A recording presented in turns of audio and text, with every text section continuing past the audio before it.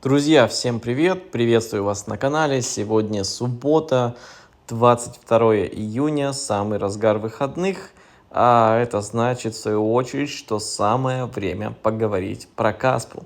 Обсудить события прошедшей недели, поговорить про капитализацию, текущие ценовые уровни, а также обсудить предстоящие события, которые, по моему мнению, будут являться важным катализатором продолжения роста, в том числе цены, роста адопшена, увеличения хешрейта, но давайте обо всем по порядку.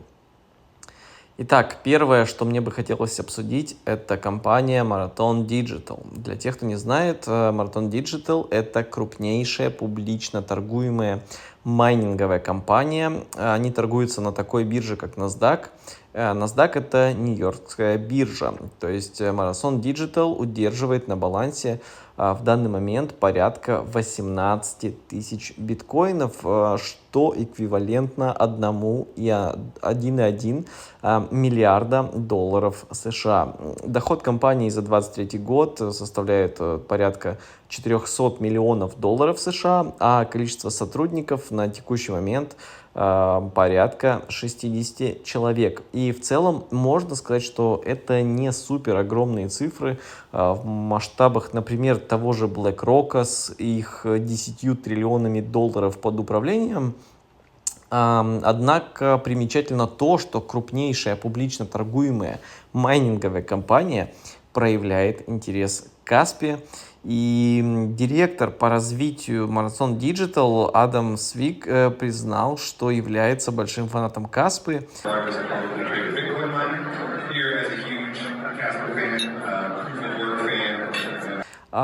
Лично для меня это значит, что такие крупные компании, если они уже начинают движение, то есть если они уже не начали движение в направлении майнинга и в аккумулировании Каспы, это, безусловно, положительно скажется на всей экосистеме и, конечно же, на увеличении хешрейта сети. Ну, а увеличение хешрейта сети, как мы здесь с вами неоднократно говорили на канале, увеличение хешрейта сети обязательно положительным образом скажется на курсе монеты.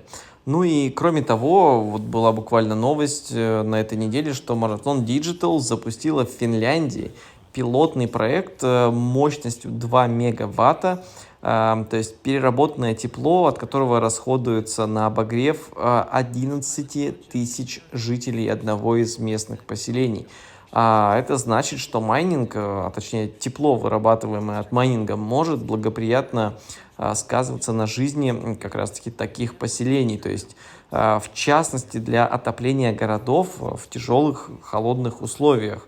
И это, безусловно, я думаю, продолжит развиваться, и мы увидим, если этот проект себя хорошо покажет, то мы увидим еще не один такой проект, который будет показывать какие-то и результаты для ежедневного использования обычной жизни в таких холодных городах от майнинга. И следующая новость, которую мне бы хотелось обсудить, эта новость касается также майнинга, потому что на предстоящей неделе с 24 по 26 июня в Майами будет проходить форум, то есть форум-выставка Mining Disrupt, в которой примет участие не только вышеупомянутая компания Marathon Digital, но и известные нам по производству асиков для Каспы Ice River и, конечно, компания Bitmain.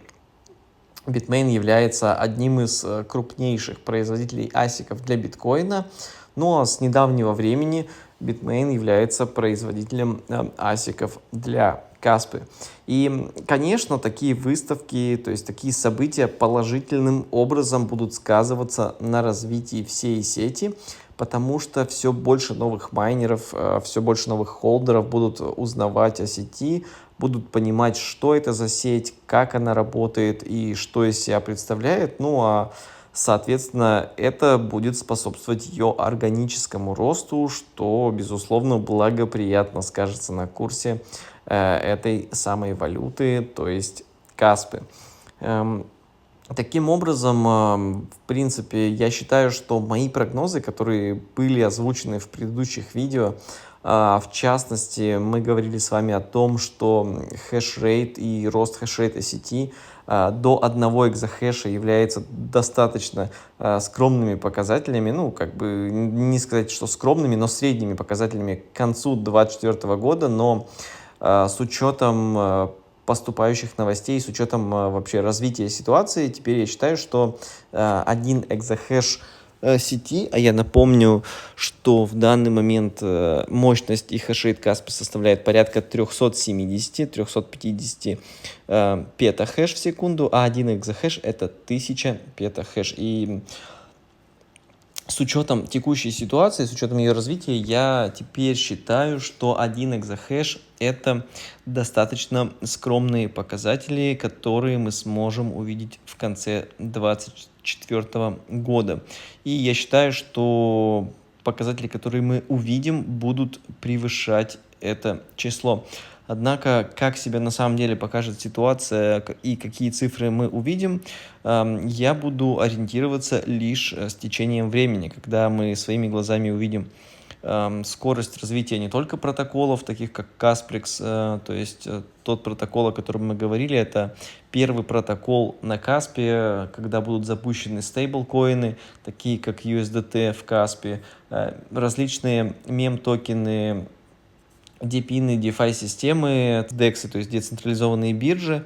И когда мы увидим все это своими глазами, как это будет развиваться, я смогу сказать наверняка, какие числа нас будут ждать. Но когда мы увидим это, то есть скорость развития и протоколов, и опять же выхода новых асиков и другие факторы, которые будут благоприятно сказываться на развитии Каспы, то мы сможем наверняка, опять же, ну не наверняка, да, это слишком громкое заявление, а более точно спрогнозировать, что нас будет ждать через те же там 3-4 месяца ближе к концу 2024 года.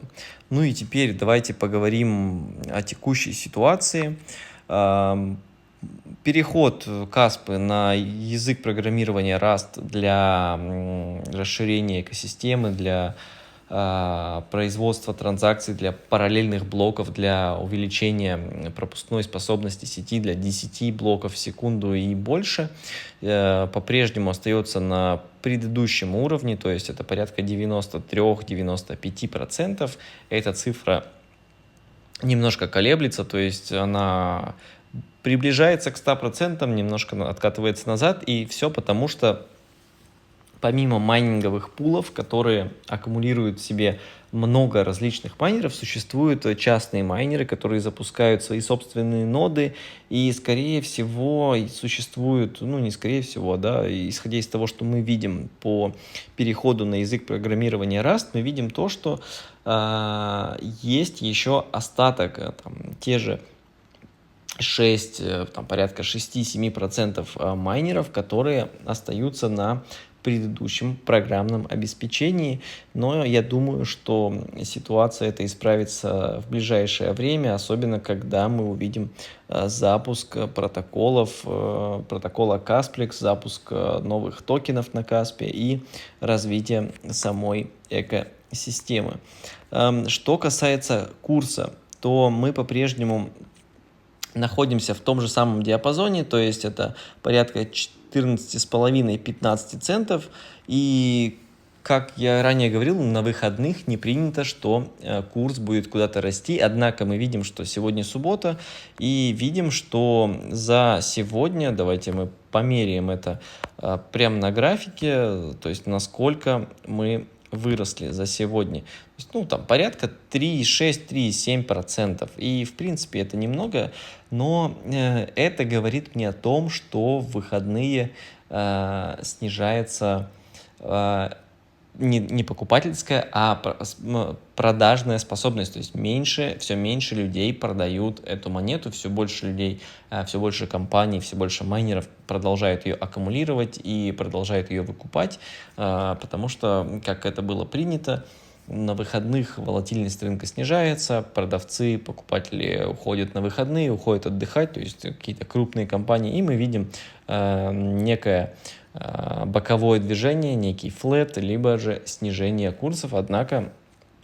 последние несколько недель мы видим, что на выходных Каспа продолжает расти и показывать себя с наилучшей стороны. Ну и, как я говорил ранее, ближайшая цель по Каспи это 14,5 центов для того, чтобы нам удержаться на этой ценовой отметке, а это у нас 0,618 по Фибоначчи, закрепиться на ней и продолжить движение к новым рекордам по цене, и в частности к уровню в 0,24-0,25 долларов за одну монету. Это будет следующая моя цель по Каспи, что будет являться уровнем 1,618 по Фибоначчи по золотому сечению.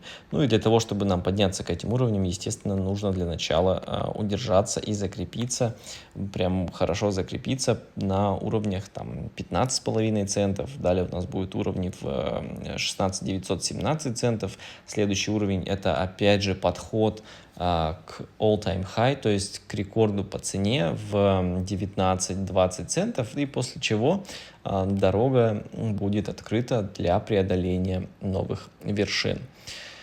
Поэтому будем следить за развитием ситуации. Завтра, воскресенье, я думаю, что после того же самого Экспо в Майами 24-26 числа мы увидим какие-то новые движения, и я думаю, что, безусловно, это положительным образом скажется на курсе и на стоимости монеты. Ну, а так ли это окажется или нет, мы узнаем непосредственно после этого события. Буду держать вас в курсе. Обязательно подписывайтесь на канал, если информация в видео была полезной. Оставляйте ваши комментарии, что вы думаете, будет ли сказываться данные события на увеличении роста хешрейта сети, либо же сеть останется в своем развитии на том же уровне и продолжит плавно расти. Ну и если, опять же, у вас будут какие-то вопросы, обязательно пишите их в комментариях, я на них отвечу в следующих видео. Ну а всем желаю хороших выходных, всем пока!